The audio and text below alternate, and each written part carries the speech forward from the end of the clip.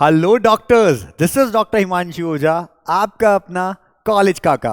देखिए, NEET PG का आपका एग्जाम 5 मार्च को हो चुका है और होपफुली मई से आप लोगों की काउंसलिंग स्टार्ट हो जानी चाहिए। तो नीट पीजी काउंसलिंग 2023 कैसे रहने वाली है, क्या क्या तरीके से आजकल चेंजेस आए हैं, किस किस तरह से आपको प्रोसेस देना होगा, पूरा कंप्लीट वीडियो ये है। आप अच्छे से समझिए, सुनिए। और अगर आपको हमसे जुड़ना है पेड काउंसलिंग सर्विसेज लेकर के, तो आप नीचे दिए नंबर पे व्हाट्सएप कर सकते हैं और हम आपसे डिस्कस कर लेंगे कैसे क्या करना है आगे। तो देखिए, सबसे पहले नीट पीजी काउंसलिंग जो है, हम कहते हैं MD, MS, DNB and MDS, इन सब के लिए होती है, जिनमें डिप्लोमा कोर्सेज भी हैं, डीएनबी, इन सब के लिए ये काउंसलिंग होती है। और मेनली हम कहते हैं 50% ऑल इंडिया सीट्स के लिए और 50% स्टेट कोटा सीट्स के लिए ये काउंसलिंग्स होती हैं।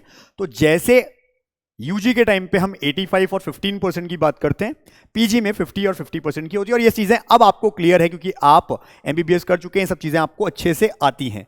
अब देखिए क्या क्या रहने वाला और क्या चेंजेस आए। जैसे अगर कुछ समय पहले तक की बात करें तो नीट पीजी में भी यूजी की तरह ही सेकेंड राउंड के बाद जो सीट्स बच जाती थी ऑल इंडिया में, उसे ट्रांसफर कर देते थे स्टेट में। लेकिन अब ऐसा नहीं होता है। अब गवर्नमेंट सीट्स जितनी भी है, 50% सीट्स ऑल इंडिया से ही भरेंगी, चाहे उसके लिए मॉपअप हो, स्ट्रे वैकेंसी हो, फिर बच जाए तो स्पेशल स्ट्रे वैकेंसी हो।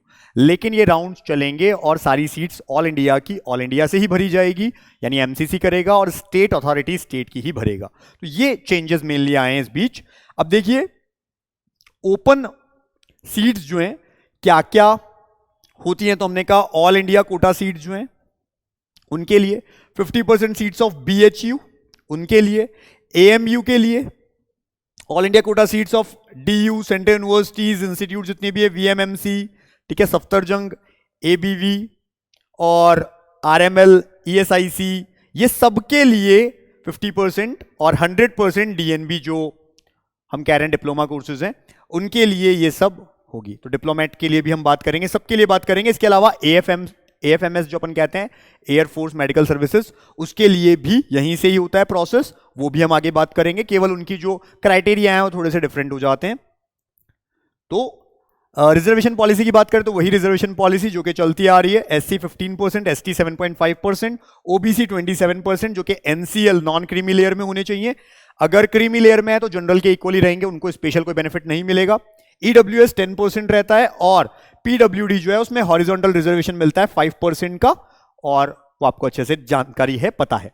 तो ये सब चीजें रिजर्वेशंस के लिए हैं। नेक्स्ट है हमारे पास में एएफएमएस, जो हमने कहा इनके लिए भी यहीं से प्रोसेस होता है, वही नीट का आपने फॉर्म दिया है, यही आप एमसीसी से काउंसलिंग करेंगे। और जब काउंसलिंग आपसे प्रोसेस पूछा जाएगा, जैसे अलग अलग स्टेप्स हैं, सबसे पहले आपसे रजिस्ट्रेशन करवाया जाएगा और उसी में पूछ लिया जाता है कि आप किस किस के लिए काउंसलिंग करना चाहते हैं। तो जो भी हमने पॉइंट्स कहे, एआईक्यू पे आप टिक लगा देंगे अगर आपको करना है, अगर आपको एएफएमएस भी करना है इस पर भी आप टिक लगा देंगे, सेंट्रल यूनिवर्सिटीज करनी है उस पर भी टिक लगा देंगे। इन केस आपको डीम्ड यूनिवर्सिटीज चाहिए, जो कि एक तरह के प्राइवेट यूनिवर्सिटीज होती हैं, अगर वो चाहिए तो आप उन पे टिक लगाएंगे और उस अकॉर्डिंग आपकी काउंसलिंग फीस भी डिफर हो जाएगी। वो हम बात करेंगे क्या रहेंगी काउंसलिंग फीस।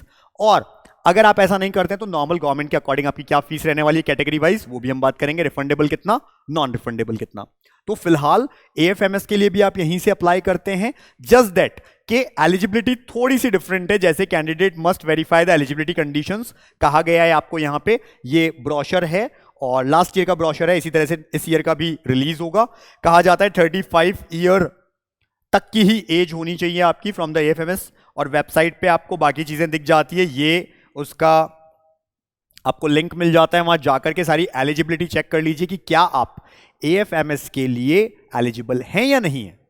अब इसके अलावा बात आती है सेंट्रल यूनिवर्सिटीज की, इंस्टीट्यूट्स की। तो हमको क्या समझ में आ रहा है यहां से कि देखिए डीयू, एएमयू, बीएचयू और आईपीयू, इन सब की 50% पे एआईक्यू, कोई भी बच्चा कहीं के भी, आप डॉक्टर्स कहीं से भी एमबीबीएस किए हुए स्टूडेंट्स, आप एलिजिबल हैं। लेकिन 50% पे इंस्टीट्यूशनल सीट्स हैं, यानी डीयू से जिन्होंने, डीयू के कॉलेजेस से, मेडिकल कॉलेजेस से जिन्होंने एमबीबीएस किया है और इंटर्नशिप कंप्लीट की है, इंटर्नशिप भी बहुत इंपॉर्टेंट है, कंप्लीट अगर कर लिया है पूरा पूरा, तब जाकर के आप इस के अंदर एलिजिबल हैं 50% इंस्टीट्यूशनल कोटा में, अदरवाइज आप केवल इस 50% एआईक्यू के लिए ही एलिजिबल है। तो ऐसे स्टूडेंट्स जो इंटरनल हैं डीयू में, एलएचएमसी, यूसीएमएस, एमएएमसी, इन सब से अगर आपने किया है एमबीबीएस या एएमयू से किया है तो एएमयू की 50% इंटरनल सीट्स के लिए भी आप एलिजिबल हो जाते हैं। अदर देन दिस, बीएचयू से किया है तो वहां की 50% के लिए भी आप एलिजिबल हो जाते हैं। अदर देन दिस, आईपी के लिए किया है तो उनके लिए। तो ये यूनिवर्सिटीज इन सब के लिए 50% ऑल इंडिया से भी होता है, 50% इंस्टीट्यूशनल कोटा अपने लिए भी होता है। जबकि अगर हम सीआईपी रांची की बात करें या लोकप्रिय बोदोलय असम की बात करें तो इनके अंदर, इन यूनिवर्सिटीज के अंदर क्या है, 100% सीट्स एआईक्यू यानी इन्हीं से फिल होती है। इंस्टीट्यूशनल कोटा 50% का नहीं होता है, तो ये हमें ध्यान रखना है। देन इसके अलावा डीम्ड यूनिवर्सिटीज के लिए भी 100% यहीं से होता है, वहां कोई स्टेट कोटा नहीं लगता है। डिप्लोमेट ऑफ नेशनल बोर्ड जिनको हम डीएनबी कहते हैं, तो उसके लिए यहां पे पूरा लिखा है कि इनके लिए भी यहीं से काउंसलिंग होगी। इन सर्विस सीट्स डीएनबी की is not conducted by MCC of DGHS, तो इन सर्विस सीट्स का नहीं होता है काउंसलिंग, बाकी सबके लिए यहीं से होती है। ठीक है, 4 राउंड्स होंगे इनके लिए भी, जैसे बाकी सबके लिए होंगे, तो वही सब यहां पर भी। अब देखिए, जैसे आप यूजी काउंसलिंग के समय गए थे, लेकिन चेंजेस क्या आए हैं, जब आपने अपनी यूजी की काउंसलिंग करवाई थी एमबीबीएस के टाइम, तब ऑल इंडिया काउंसलिंग में फर्स्ट और सेकंड राउंड होते थे। उसके बाद अगर गवर्नमेंट कॉलेज की कोई सीट बच जाती थी तो वो ट्रांसफर हो जाती थी स्टेट को। जबकि डीम्ड यूनिवर्सिटीज के लिए या सेंट्रल यूनिवर्सिटीज, एम्स, इन सब के लिए करवाते थे सारे राउंड्स यही एमसीसी। लेकिन पीजी में क्या हो गया है, यानी अब जो चेंजेस आए, यूजी पीजी दोनों के लिए चेंजेस आए, वो यही हैं कि अब जितनी भी यहां पर सीट्स हैं, अगर 50% है, 100%, जो भी 50% एआईक्यू की जो सीट्स हैं, उन पे एडमिशन अब एमसीसी ही करवाएगा। वो बच भी जाती हैं तो सेकंड राउंड के बाद स्टेट को ट्रांसफर नहीं होती हैं। ये अब से हो गया है। तो अब आप देख पाते हैं राउंड्स जो हैं, फर्स्ट राउंड होना है, सेकेंड राउंड होना है, सेकेंड राउंड के बाद मॉपअप राउंड होना है, और ये सबके लिए, एआईक्यू, डीम्ड, सेंट्रल यूनिवर्सिटी, डीएनबी, सबके लिए। अब इसके बाद स्ट्रे वैकेंसी तक अगर पहुंचता है, अगर सीट्स बच जाती हैं, तो स्ट्रे वैकेंसी राउंड जो है वो एआईक्यू, डीम्ड, सेंट्रल सबके लिए, एआईक्यू और सेंट्रल यूनिवर्सिटी के लिए ये मेनली एमसीसी कंडक्ट करता है। जबकि डीम्ड यूनिवर्सिटीज में रेस्पेक्टिव यूनिवर्सिटीज के अंदर और खासकर ऑफलाइन मोड में ये काउंसलिंग होती है। तो ये चेंजेस हमको पता होने चाहिए कि क्या चल रहे हैं फिलहाल। 4 फीचर पता होना चाहिए, फीस का कैसे क्या। उससे पहले फीस देख ले हम लोग। जो भी डॉक्यूमेंट्स आपको चाहिए वो ओरिजिनल डॉक्यूमेंट्स आपको उस समय आपके पास होने चाहिए जिस समय नीट काउंसलिंग आपकी होती है। तो फिलहाल पहले आपका पीजी का जो एग्जाम है हो चुका है, अब रिजल्ट आएगा और रिजल्ट के बाद आपकी ये काउंसलिंग होगी। काउंसलिंग जब चल रही है और आपको मेडिकल कॉलेज अलॉट हो जाता है, उस समय आपके पास में क्या क्या ओरिजिनल डॉक्यूमेंट्स होने चाहिए। सो अलॉटमेंट लेटर होना चाहिए, जो कि एमसीसी की वेबसाइट पे हमको हर राउंड के बाद, अगर हमारा एडमिशन हो जाता है, कोई कॉलेज अलॉट होता है, तो उसका अलॉटमेंट लेटर भी मिलता है, वो हमें डाउनलोड करना है। एडमिट कार्ड हमें चाहिए एनबीई से। रिजल्ट या रैंक लेटर जो हमको चाहिए, ये सब हमारे पास ऑलरेडी आएगा जैसे रिजल्ट आता है। मार्कशीट्स चाहिए, MBBS, BDS, first, second, third and professional examinations की हमको मार्कशीट चाहिए original. Then MBBS, BDS degree certificate या प्रोविजनल सर्टिफिकेट, क्योंकि अभी तक डिग्री नहीं मिलती है जस्ट कई बच्चों को जो जस्ट निकले होते हैं, तो प्रोविजनल सर्टिफिकेट भी चलेगा, लेकिन आपको निकलवा लेना है, असेंशियल है, इंपॉर्टेंट है, अपने मेडिकल कॉलेज से निकलवा लेना। फिर इंटर्नशिप कंप्लीशन सर्टिफिकेट सबसे इंपॉर्टेंट है। ठीक है, जो भी आपके हेड ऑफ इंस्टीट्यूशन है या कॉलेज के, द कैंडिडेट शैल कंप्लीट, और इंटर्नशिप उनकी होनी चाहिए कब तक, 31 मार्च तक। ये कहा गया था लास्ट ईयर, तो इस बार आप मान के चलिए यही आपको कहा जाएगा कि इस ईयर के आप जब तक भी कंप्लीट कर रहे हैं, मई तक भी मान लीजिए, तो आपकी कंप्लीट हो जानी चाहिए इंटर्नशिप, और वो सर्टिफिकेट बहुत इंपॉर्टेंट है आपके लिए। Then permanent provisional registration certificates issued by MCC, या तो परमानेंट या प्रोविजनल रजिस्ट्रेशन सर्टिफिकेट है, वो भी आपके पास होना चाहिए, या डीसीआई या स्टेट मेडिकल या डेंटल काउंसिल का आपके पास में सर्टिफिकेट होना चाहिए। Provisional registration certificate is acceptable only in cases where candidate is undergoing internship and likely to complete the same on or before 31 March. अगर ऐसा है तो उनके पास में प्रोविजनल रजिस्ट्रेशन सर्टिफिकेट भी हुआ तो चलेगा। इसके अलावा देख लीजिए और क्या क्या चीजें चाहिए होती हैं। तो हमें चाहिए होता है high school high secondary certificate, यानी अभी वापस आपको जरूरत पड़ती है किसकी, आपको चाहिए हाई स्कूल या हाई सेकेंडरी 12th क्लास, उसकी सर्टिफिकेट, उसकी मार्कशीट की रिक्वायरमेंट है। बर्थ सर्टिफिकेट या तो इसकी जगह चाहिए। कुल मिलाकर डेट ऑफ बर्थ का आपको सर्टिफिकेट चाहिए, या तो आपके पास में 10th-12th की मार्कशीट हो या फिर बर्थ सर्टिफिकेट, कुछ भी एक चलेगा। Then candidate allotted seat must carry one of the identification proof, कोई भी एक आईडी प्रूफ आपको चाहिए, कुछ भी हो सकता है, आधार हो सकता है, कुछ भी हो सकता है, तो वो आपको चाहिए। फिर इसके अलावा PAN card, driving licence, voter ID, कुछ भी आप, पासपोर्ट, सब कुछ भी चलेगा इसमें से। फिर हम बात करें the candidate should also bring the following certificate, अगर एप्लीकेबल है तो कैटेगरी रैंक जो भी है आपकी, SC ST OBC जो भी कैटेगरी है, तो कैटेगरी का अपने पास में सर्टिफिकेट होना चाहिए और बिल्कुल सही तरह से बना हुआ होना चाहिए। आगे लिखा है देखो एक बहुत इंपॉर्टेंट बात कि that should be either in English और हिंदी, लेकिन ये भी मेंशन्ड है यहां पर कि बहुत सारे इंस्टीट्यूट्स जो पर्टिकुलर किसी स्टेट में होते हैं, वो अगर आपके रीजनल लैंग्वेज में बना हुआ सर्टिफिकेट है तो वो उसे नहीं मानते हैं। ऐसे केस में एक ट्रांसलेटेड, इंग्लिश ट्रांसलेटेड सर्टिफिकेट भी आपको चाहिए होता है, प्रॉपरली अटेस्टेड, तो वो भी आप अपने पास रखिए। देन ये यहीं पर लिखा है ये पॉइंट, द ट्रांसलेटेड सर्टिफिकेट जो है वो आपके पास में होना चाहिए। फिर इसके बाद में EWS सर्टिफिकेट अगर है तो वो चाहिए आपको, ठीक है, अगेन इंग्लिश या हिंदी में, और रीजनल लैंग्वेज में है तो इंग्लिश में ट्रांसलेटेड आपको चाहिए। OBC सर्टिफिकेट जो NCL का होता है, न्यू फॉर्मेट में आपके पास में होना चाहिए। और PWD अगर डिसेबिलिटी सर्टिफिकेट है तो जो भी 21 बेंचमार्क डिसेबिलिटीज हैं जो NMC ने बताई हुई हैं अपने नॉर्म्स में, उनमें से किसी एक से, उसी तरह से कॉलेज से, हॉस्पिटल से बना हुआ प्रॉपर होना चाहिए। तो ये सब चीजें आपके पास में डॉक्यूमेंट्स में होनी चाहिए। बात करें अगेन राउंड्स, हमने कहा 1, 2 मॉपअप एंड स्टे वैकेंसी, इनमें से ये सब MCC करवाती है, और यहां पर डीम्ड जो है वो ऑफलाइन होता है, डीम्ड यूनिवर्सिटीज का, रिस्पेक्टेड डीम्ड यूनिवर्सिटी ऑफलाइन करवाती है, बाकी सब MCC ही करवाता है। फिर आती है फीस।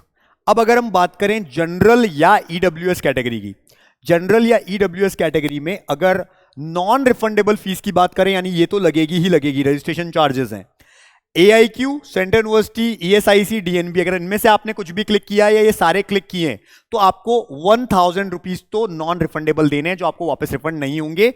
अगर आपने डीम्ड यूनिवर्सिटी टिक कर दी, अगर आपने डीम्ड यूनिवर्सिटी भी टिक करी है तो 5000 रुपए आपको देने पड़ेंगे। और अगर आप डीम टिक करते हैं तो ये साथ में आ जाएगा, 5000 में ये भी चीजें आ जाएंगी, इंक्लूडेड है, यानी ये दोनों चीजें 5000 में, या अकेला डीम्ड 5000 में, केवल इनमें से कुछ किया तो 1000 रुपए ही लगेंगे। जबकि रिफंडेबल फीस जो है आपको देनी होगी, AIQ, सेंट्रल यूनिवर्सिटी, इनमें से कुछ टिक किया है तो 25,000, यानी ऐसा कोई भी स्टूडेंट जो जनरल या EWS से आता है और उसने AIQ पे टिक किया, सेंट्रल यूनिवर्सिटी पे किया, ESIC पे भी किया, DNB पे भी किया, या इनमें से किसी एक पे किया, 2 पे किया, 3 पे किया, तो चारों पे भी अगर करता है, एक पे भी करता है, तो उसे टोटल 26,000 देने पड़ेंगे। टोटल कितने देने पड़ेंगे? 26,000 रुपीज, जिसमें से 25,000 रिफंडेबल है, वापस आ जाएंगे, 1000 रुपए उनके लगेंगे। जबकि डीम्ड यूनिवर्सिटी अगर आपने टिक कर दिया या इनके साथ डीम्ड भी टिक कर दिया, ऐसे केस में आपको टोटल 2,05,000 रुपए सबमिट करने होते हैं, और इनमें से 2 लाख रिफंडेबल है, 5,000 रिफंडेबल नहीं है, ये आपको ध्यान रखा है। जबकि अगर आप SC, ST, OBC या PWD में आते हैं तो इन सब कोर्सेज के लिए 500 रुपीज आपका नॉन रिफंडेबल है, जबकि रिफंडेबल 10,000 है, यानी टोटल मिलाकर के हम बात करें तो यहां पे 10,500 रुपए आपको देने पड़ेंगे। जबकि अगर आपने डीम्ड यूनिवर्सिटी टिक कर दिया, डीम्ड यूनिवर्सिटी के लिए कैटेगरी मैटर नहीं करती है, चाहे आप किसी भी कैटेगरी से हैं, डीम्ड यूनिवर्सिटी टिक करिए तो आपको 2,05,000 रुपए भरने पड़ेंगे। चाहे आप कैटेगरी में आते हैं तो भी आपको ये दोनों चीजें 2,05,000 में मिलेगी, नहीं आते हैं तो भी मिलेगी, बस डिफरेंस है। तो अगर आपने डीम नहीं टिक किया तो डिफरेंस आएगा, 10,000 रिफंडेबल, यहां पे 25,000 रिफंडेबल, तो जो आपके यूजी में लगते थे उससे ज्यादा अब रिफंडेबल अमाउंट आपका लगने लग गया है। यहां पे यूजी में लगता था 10,000 और 5,000, यहां 25,000 और 10,000 हो गया है वो, जबकि डीम्ड के लिए सेम ही है। तो ये आपको ध्यान रखना है, ये है फीस। और आपको पता है कि कभी भी पूरे प्रोसेस में अगर हमने कहीं भी इस तरह के रूल्स को ब्रेक किया, जो कि काउंसलिंग रूल्स हैं, तो हमारी ये फीस फोरफीट हो जाती है। तो हम अपनी पेड काउंसलिंग में, जो बच्चे हमारे पेड काउंसलिंग को ज्वाइन करते हैं, उसमें ये भी अश्योर करते हैं कि आपका ये रिफंडेबल फीस वापस मिले, क्योंकि बहुत ह्यूज अमाउंट है, आपको वापस मिले, इस चीज का भी हम ध्यान रखते हैं। और साथ ही साथ आपको प्रेफरेंस लिस्ट भी प्रॉपर बना के दी जाती है चॉइस फिलिंग के लिए। तो ये सब चीजें हम लोग करते हैं अपनी पेड काउंसलिंग में, और उसके लिए आप नीचे दिए हुए नंबर पे व्हाट्सएप कर सकते हैं पेड काउंसलिंग की डिटेल्स के लिए। अब करना क्या है, हमने ये सब डिस्कस कर लिया, अब हम डिस्कस करते हैं कि कैसे कैसे हमारी फीस कब फोरफीट हो सकती है, क्या होता है। तो देखिए किस केस के अंदर हमारी रिफंडेबल सिक्योरिटी फी जो है वो फोरफीट हो जाएगी, यानी हमको वापस नहीं मिलेगी। सुनिए, राउंड 1 हमने बोला था, राउंड 1 सबसे पहले, अगर राउंड 1 में हम लोग आते हैं, जिन्होंने भी, आप सभी ने राउंड 1 में सपोज कोई रजिस्ट्रेशन करा, और रजिस्ट्रेशन कोई चाहे राउंड 1 से भी कर सकता है, कोई चाहे राउंड 1 में उसने पार्टिसिपेट नहीं किया राउंड 2 से भी रजिस्ट्रेशन कर सकता है, कोई चाहे तो मॉपअप से भी कर सकता है। अब सबसे पहले रजिस्ट्रेशन होता है, हमने कहा बेसिक, उसमें पूछा जाता है आपको कौन कौन सी डिटेल्स भरनी है। आप भरते हैं कि हमें AIQ भी चाहिए, हमें सेंट्रल यूनिवर्सिटीज भी चाहिए, हमने टिक लगा दिए, उस अकॉर्डिंग फीस हमारी डिसाइड हो जाती है। फिर सेकेंड जो है रजिस्ट्रेशन के बाद हम कुछ बेसिक डिटेल्स जो हैं और सारी फीस के साथ में वो फीस भरते हैं, हमारी जो भी फीस है अभी हमने बताई। फिर होता है थर्ड चॉइस फिलिंग, हमको जो भी डेट दी जाती है, जो शेड्यूल आता है, उस शेड्यूल के अकॉर्डिंग हमें हमारी फीस सबमिट करनी होती है और उसके बाद में चॉइस फिलिंग करनी होती है। आपको पूरी प्रेफरेंस लिस्ट बनानी है और आप कितनी भी चॉइसेस फिल कर सकते हैं, जितनी आप चाहते हैं आप चॉइसेस फिल करें, बेस्ट को पहले रखें, जो भी आप समझते हैं, जितने अलग अलग तरह के आपको पता है ब्रांचेस होती हैं, आपको कौन सी ब्रांच चाहिए, आपको ऑर्थो चाहिए, आपको रेडियो चाहिए, आपको मेडिसिन चाहिए, जो आपको चाहिए, जिस कॉलेज में चाहिए, उस अकॉर्डिंग आप उसे फिल करेंगे। उसके बाद आप लॉक कर देंगे। जब तक लॉक नहीं करते हैं तब तक आप अपनी चॉइसेस को इंटरचेंज कर सकते हैं, रिमूव कर सकते हैं, ऐड कर सकते हैं। एक बार अगर आपने अपनी चॉइसेस लॉक कर दी, उसके बाद फर्दर आप चेंज नहीं कर सकते। और हम फिर बता देते हैं, ये चॉइसेस बहुत इंपॉर्टेंट है और हमारी पेड काउंसलिंग में हम ये चॉइसेस फिल करवाते हैं। तो आप इस चैनल को भी सब्सक्राइब करके रखें और जो नंबर दिख रहे हैं उस पर व्हाट्सएप करें अगर आपको पेड काउंसलिंग ज्वाइन करनी है। तो होता क्या है, हमने ऐसा कर लिया, अब रिजल्ट का वेट करेंगे। रिजल्ट में एमसीसी की वेबसाइट पे रिजल्ट आएगा, अलॉटेड स्टूडेंट्स के नाम लिखे आते हैं और हमारा अगर नाम आया है फर्स्ट राउंड में, जो भी हमको कॉलेज चाहिए था हमको मिल गया है, अब हमें डाउनलोड करना होता है एक अलॉटमेंट लेटर और सारे डॉक्यूमेंट्स के साथ उस कॉलेज जाकर के एडमिशन लेना होता है विद फीस। अब बात आती है, फर्स्ट राउंड में किसी बच्चे को कॉलेज अलॉट हुआ, उसे वो कॉलेज नहीं लेना है, तो क्या करना है, उसे कुछ नहीं करना है। उसे अलॉटमेंट लेटर डाउनलोड करे नहीं करे चलेगा, लेकिन उसको कॉलेज नहीं जाना है, बस कोई दिक्कत नहीं है, वो फ्री एग्जिट ले सकता है। यानी फर्स्ट राउंड जो है वो फ्री एग्जिट होता है। ऐसे स्टूडेंट जिन्हें कोई कॉलेज मिला ही नहीं, वो अपने आप सेकंड राउंड में आ गए। लेकिन ऐसे स्टूडेंट जिन्हें फर्स्ट राउंड में कॉलेज मिला पर उन्हें नहीं चाहिए, तो वो ज्वाइन करने नहीं जाते हैं, अपने आप सेकंड राउंड में आ जाते हैं, वापस नया रजिस्ट्रेशन उनकी करने की जरूरत नहीं होती है। तो दोनों ही तरह के स्टूडेंट, जिन्हें कॉलेज नहीं मिला या मिल गया पर उन्हें सेकंड राउंड में जाना है, उन्हें नया रजिस्ट्रेशन नहीं करना है, वही फीस कंटिन्यू चलेगी।